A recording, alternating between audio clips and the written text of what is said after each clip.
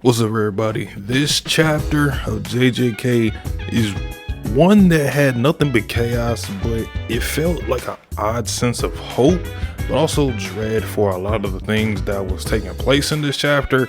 As I'm gonna be honest, it's at least 2 or 3 characters in this where I just have like a death flag symbol for them. I don't know what's gonna happen, but there's definitely 2 of them that I'm just kind of worried about. One of them being my favorite character. It's gonna be rough going into these next couple chapters with this Sakuna fight, because as hype as this is, it's also pretty dreadful. But let's get into it. Coming off the last chapter, I knew with those slashes, the way they looked, Kusakabe definitely neutralized him a little bit with his simple domain protecting Higuruma, as the slashes didn't do nearly as much damage as we thought they were going to do. And Sakuna praises them for pretty much improving their defense and improving their fundamentals of curse energy and Jujutsu.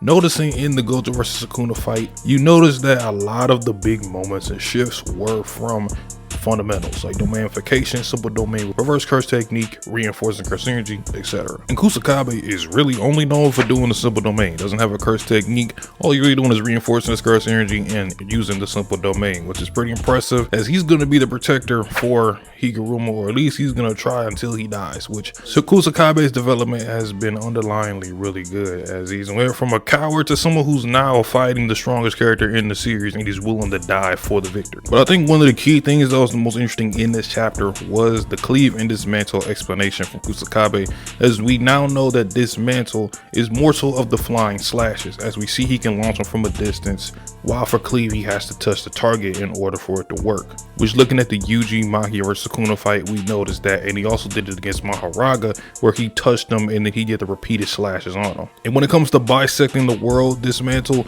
that is done with obviously the chance, and they're saying possibly a binding vow, which I never would anticipate it. I feel like the binding vow does have to do with the chance, so that's kind of my take on how that thing works. But as far as understanding what the difference between Cleave and Dismantle from Kusakabe, of all people, who has at this point might have one of the most knowledgeable minds of Jujutsu, because he's really been popping off when it comes to breaking down what's going on. And this kind of makes plans for Sakuna a little bit more viable and versatile, where they might be able to come up with a little bit of something.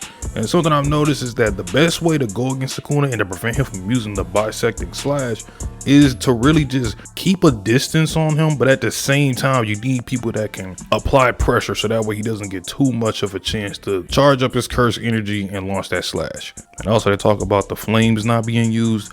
We're glad that that thing hasn't been popped out at all, because more bodies definitely would have dropped. Now, I do feel like the flames, in terms of the open box, that one for sure I'm sensing as a binding vow attached to it. That's why he hasn't really been using it at all. Now, unfortunately, Choso, one of my favorite characters in the series, especially after the recent episode of JJK, clearly the animators of MAPPA, they love Choso too. So Gege, in response, after even drawing him in the little illustration for Junk Festa, Sakuna, as he's getting ready to take off or whatever, decides to double donut Choso while Choso was charging up the piercing blood, and Sakuna was moving so fast that as he launched it, he didn't even see Sakuna anymore. It was just bow right through the chest. Bow, hello. Bow, hello. Do I think he's dead? No. Reason being, even though Gege can be a little malicious in terms of how he gets rid of some of his characters, I don't think Choso's going out like that. Choso has been too important to the plot, basically ever since he's been introduced, and the Yuji, that I'm pretty sure he's going to go out in a better fashion than that if he does die. I'm just kind of calling it now that since he put those holes in Choso probably could take the blood that's dripping out of him and then kind of like patch himself back up. He doesn't have RCT, but maybe he can at least kind of reinforce his blood and kind of put himself together in like a half-assed way. I don't know. Unless Choso learn RCT off screen, that'd be clutch, but it ain't looking too good for him right now. He might be chilling in the back. Other shocking thing was Eno. Now, we know Eno, before the Gojo vs Sakuna fight, he had something planned for him. I didn't expect it to be Nanami's blade being a cursed tool that has his 7-3 ratio technique in the blade.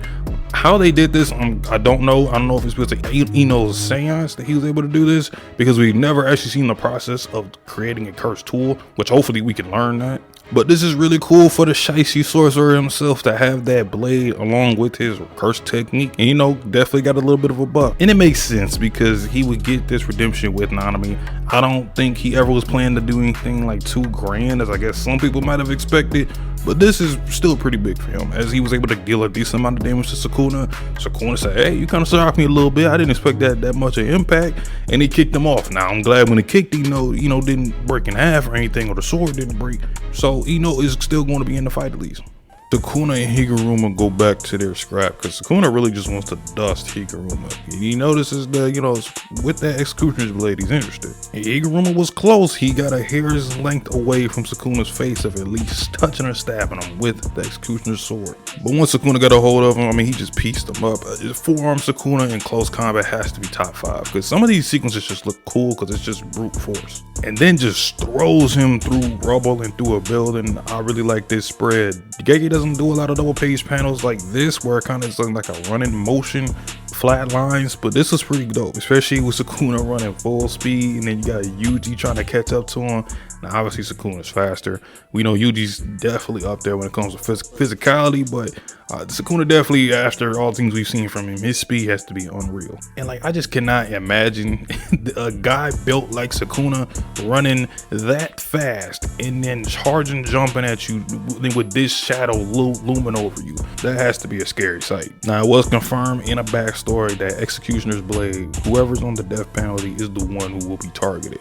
So Sakuna, even though he has technically 2 souls with Megami and himself, he will be the one that will die from the Executioner's sword, so Megami will be okay. That was the plan I'm sure that Yuji came up with while they were planning the free Gojo, and it's definitely a viable plan. And it was nice to see Yuji and Higuruma have this sit down with each other, going over what's about to happen, because Higuruma is going to be playing like a sacrificial lamb. If it works, we win. If it doesn't work, and he's dead, and he's going to be in the front lines for it. And him accepting his role and that he's going to die, very reminiscent of Yuji right now, to be honest. Yuji feels the same way. His goal is to die with Sakuna, and Higuruma having this as someone who really just wants justice for Japan, and he was even gonna turn himself in after the fight with Yuji, speaks a lot of volumes. Like, he's putting everybody else before him, even not being able to look at Yuji because of what he's done. But we come back from the fight, and Higuruma has unlocked a new technique. He's awakened domain amplification.